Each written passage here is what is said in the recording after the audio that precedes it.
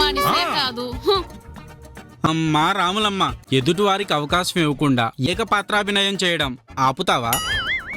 చూడు చిన్నోడా, Bipasha bus bikini వేసుకుని తిరుగుతుంటే శ్రీలీల వచ్చి చుడీదార్ అడిగిందంట. ఏమంటున్నావు పెద్దోడా? అటు చూడు తమ్ముడు. ఆ, ఆ, ఆ.